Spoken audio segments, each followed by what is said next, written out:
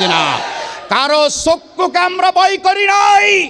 রাতের আঁধারে এই বাংলাদেশের স্বাধীনতা সার্বভৌমত্ব রক্ষার জন্য এই দেশের আলেমরা রক্ত দিয়েছে, কথা বলেন ঠিক কিনা?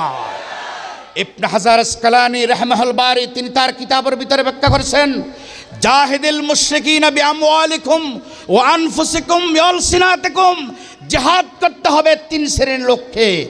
এক নম্বর হলো আল উমারাউ বিলিয়াত, শাসক গোষ্ঠী জিহাদ করবে হাত দিয়ে, কি দিয়ে?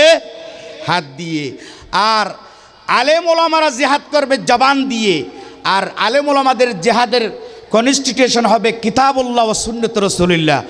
আর অল আওয়ামু বিল আমাল, সাধারণ মানুষ যারা মেহরাব থেকে কি বলা হয়েছে এগুলা দিয়ে, রাষ্ট্র থেকে কি ঘোষণা হয়েছে এগুলাকে বাস্তবে রূপ সর্বপ্রথম তার পরিবার, এরপর থেকে প্রতিবেশী আত্মীয় স্বজনকে রূপ দিয়ে বঙ্গভবন পর্যন্ত পৌঁছে দিতে হবে, কথা বলেন ঠিক না? তাহলে আজকে কোথাও শান্তি নাই। মায়ানমারের মুসলমানরা মাইর খাচ্ছে নেড়া বুদ্ধদের হাতে, কথা বলেন ঠিক কিনা? আমার পার্শ্ববর্তী রাষ্ট্র ভারত, সেখানে 2014 সাল থেকে যাওয়ার সুযোগ হয়।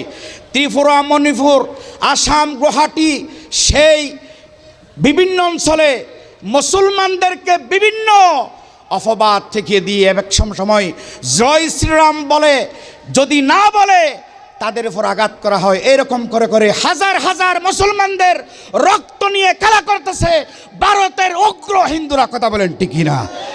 ফিলিস্তিনের ভিতরে মুসলমানদের রক্ত নিয়ে খেলা করছে ইহুদিরা। আজকে কোথাও শান্তি নাই। শান্তি যদি পেতে হলে একমাত্র কোরআনুল কারীমের ছায়াতলে আসতে হবে, কথা বলেন ঠিক কিনা? আল্লাহর আইন, সৎ লোকের শাসন যতদিন পর্যন্ত ইকামতে দিনের আইন এই দেশে প্রতিষ্ঠা হবে না, ততদিন পর্যন্ত মানুষ শান্তি পাবে না, কথা বলেন ঠিক কিনা? তাহলে বন্ধুরা আমার, জাতির এই ক্লান্তি লগ্নে জাতির চেহারা পাল্টে দেওয়ার জন্য একদল মানবকে এগিয়ে আসতে হবে, তার কোনো বিকল্প নাই, কথা বলেন ঠিক কিনা? আগামী দিনে এই দেশের ভিতরে কে কি বলছে, কে কি করছে এগুলো দেখার বিষয় নয়। আল্লাহর আইন, শত্রুকের শাসন প্রতিষ্ঠার জন্য কারা কারা প্রস্তুত আছেন একটু হাত তুলে দেখান। নারায়ে তাকবীর, নারায়ে তাকবীর।